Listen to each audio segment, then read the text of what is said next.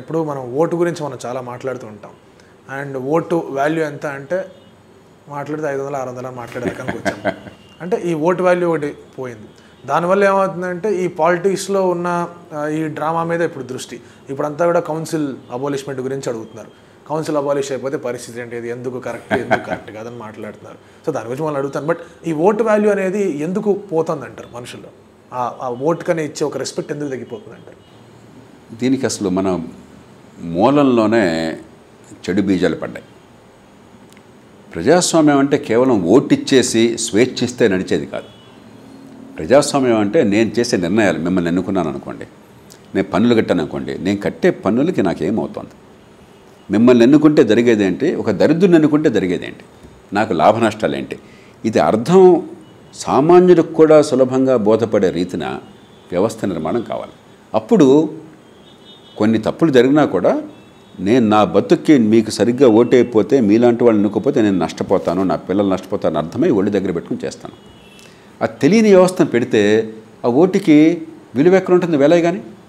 ఎందుకంటే మంచివాళ్ళని అనుకున్నా చెడ్డవాళ్ళని అనుకున్నా ప్రజల జీవితంలో తేడా రాని వ్యవస్థను పెట్టాం. నేను మళ్ళీ చెప్తున్నా, మనమేదో మంచితనం కోసం మంచివాడిని అనుకోండి, నిజాయితీ పడిని అనుకోండి, జేపీ గారిని అనుకోండి, మరొకళ్ళని అనుకోండి, ఇంకోళ్ళని అనుకోండి అంటున్నాం. కానీ మంచివాడిని అనుకున్నా చెడ్డవాళ్ళని అనుకున్నా పెద్దగా తేడా లేని వ్యవస్థ నిర్మాణం చేశాం.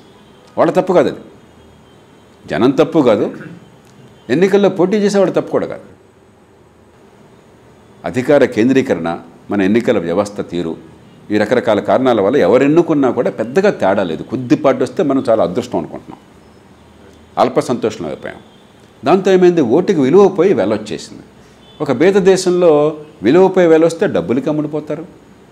తాయిలాలు అసలు గవర్నమెంట్ చేయాల్సిన పనులు, చదువు, ఆరోగ్యం, మౌలిక సదుపాయాలు, చట్టబద్ధ పాలన, సేవలు సరిగ్గా అందించడం, ఇది మీద కాకుండా ఇదిగో నీకు అది ఇచ్చా ఇది ఇచ్చా, వీడిదో వీడు బాబుగాడు సొమ్ముతో వాడు మనం దానం చేసినట్టుగా మన డబ్బు ఆడు తీసుకుని సగం దోచుకుని కొంత జీతాలు ఇచ్చి మిగతా డబ్బు మనకు పంచిపెట్టి నేనేదో చేశాను ఆడు చెప్తున్నాడు, మనం అంతా బాంఛన కార్ముక్తం అంటున్నాం. ఉచితాలు లేదంటే కులం మతం మన దేశంలో నిత్యం ఉన్నాయి కదా. ఆంధ్రప్రదేశ్ జరిగేది ఏంటి, వాళ్ళ కమ్మ రెడ్డి తన్నుకు చేస్తున్నారు, మనసులో విషాన్ని నింపుకుంటున్నారు, దాన్ని మించి బయటపడలేకపోతున్నారు. లేకపోతే ఆంధ్ర తెలంగాణ, లేకపోతే ఉత్తరాది దక్షిణాది, లేకపోతే హిందూ ముసల్మాను. ఈ దేశంలో చరిత్రాత్మకంగా బోల్డ్ విభజనలు ఉన్నాయి, కొన్ని వేల సంవత్సరాల చరిత్ర ఉన్నది.